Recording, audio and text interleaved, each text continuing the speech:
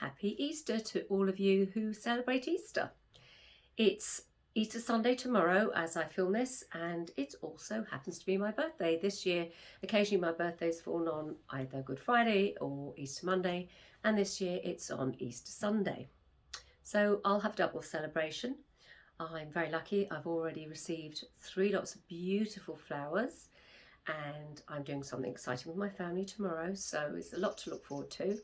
Today though, I'm carrying on with edits for Boldwood Book 5. We do have a title and we're working on a cover, but nothing that I can share with you yet. As soon as I can, I will. I always share as usual with my newsletter subscribers. And this month as well, because it's my birthday, I occasionally do giveaways. Because it's my birthday and that my birthday ties in with Easter, I'm going to be giving away 2 boxes of chocolates. I will be sending them direct to people's homes. So if you would like to be in with a chance of winning one of my birthday box of chocolates, please subscribe to my newsletter. I'll be doing it in the next day or 2. So if you are watching this on Easter Sunday or Easter Monday, I probably will have already done the giveaway, but I do others throughout the year as well. And it's also where, as I said, I announce any news first, sometimes a couple of months before it's actually announced publicly. I always get permission, of course, from my publishers, but that's what they let me do occasionally, which is always very exciting. So if you would like to subscribe to my newsletter, it only goes out once a month, usually on the 1st or 2nd of the month. This month it's going to be late because I've just returned from a lovely visit to Japan. I'd never been before. It was amazing, and I will go back in a heartbeat. So my newsletter this month is late, which is why you probably got a chance to sign up to the newsletter before I do the giveaway. If you would like to subscribe, if you go to www.deborahcarr.org, you'll find the newsletter, or you could do deborahcarr.org/newsletter, and you should find where to subscribe.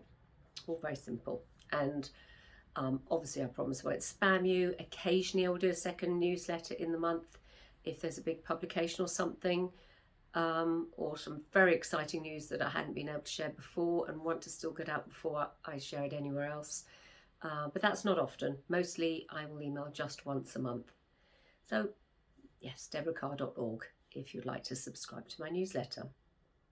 So as I was saying, a very happy Easter to those of you who celebrate. If you're one of the people like my good friend Rayanne who gave up chocolate for Lent, you only have one more day before you can eat your chocolate. I've done that a few times and I have to say it was really very difficult. So I do admire anybody who does it. And those of you who've given up anything else for Lent, well done for doing it and sticking to it. If that's what you did, I do admire you for doing that. Right now, I'm currently working on edits, as I said, for book 5 of my Boldwood series. I have just signed a new 4-book deal with Boldwood Books. I'm very, very excited. This is for a 4th book to one of my series. A 5th book to one of my series, and it's also for the first 3 books in a new series set on the island. I will be sharing more information about that when I can. But I'm very excited about it. I've done the first 3 outlines and my publishers like them, so that's all very exciting for me. As I said, I'm adding a 5th book to my Boldwood series, which is also very exciting. I've written the book. I've now got to work through structural edits, and my brilliant editor Lucy came up with an idea which means actually quite a lot of work, but it does make an awful lot of sense. I'm always enormously grateful to my editors. I mean, I will stand up for myself if I think it's something that shouldn't be changed, but for the most part, I tend to go with their professional knowledge and wisdom. And usually I find, I don't know if you find this if you're a writer, but usually I find that I'm probably too close to a book. When I do that first draft, I write out the first draft, I then go through it again and I read it again. So I go through it a few times before I actually submit it to my publisher. And so I've got very close to it then, and sometimes you can't see it as clearly as somebody else who's coming to it afresh probably can. I've said in the past that my contemporary romances are 80,000 words long and my historical novels are 100,000 words long.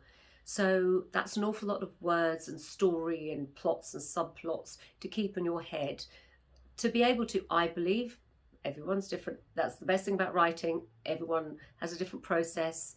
Everybody does different amount of edits before submitting. We all do things differently, and finding your process is obviously the first thing you have to do as a writer. But I personally do trust my editors, and I'm very, very grateful for them. This is a new editor I've been working with. She is amazing. And as I say, she came up with an idea. She said, it was just a little thought, but maybe have you thought of doing such and such? And as I read it, I was thinking, oh no, that means I've got to pretty much rewrite this book together with all the other suggestions. But it made so much sense. And although I thought, as I always do when I submit a book, that it's the best that I can make it, I'm always surprised, a bit horrified sometimes, but always ultimately know it's for the better. When I get those notes back for structural edits, because they can mean an awful lot of work, and this time it's an awful lot of work. So I've got a very, very busy month ahead for me to do. And having been on holiday, I'm not really in the mood to work. So we'll see. I mean, I will do it because I always do. And I'll just come into my studio every day until it's done. And I know that once I get into it, it's just the getting into it is difficult with anything when you come back from a holiday. But I know that once I do, I will be like thoroughly enthused by the whole thing. Fingers crossed. So that's what I'll be doing for the next month. But for this week, it's starting those structural edits. It's recovering. I don't know if you can hear, I've had a really quite a heavy head cold since I came back. You know, traveling, you sort of can pick these things up, and I clearly have, but that's fine. As I say, I'm not going to be doing very much apart from celebrating my birthday and Easter, and actually sitting on my chair at my laptop and working through these edits for the next month, as well as walking the dogs on the beach, of course, but not too much else because I've got a lot on. But that's always good. I'm always happy to be busy. So that's my week this week. It's also my month this month. So what have you been doing? I hope you've had a good couple of weeks. I didn't post last week because I was away. Well, I did a short from a temple, a shrine that I was visiting, which was amazing. So many shrines, so many beautiful, beautiful sceneries in Japan. I've made notes. I've taken hundreds, I'm not exaggerating, hundreds and hundreds of photos, because at some point in the future, this may be used in a book, as you do. Nothing's wasted when you're a writer. So I hope you're having a good week. If you haven't subscribed already, please do.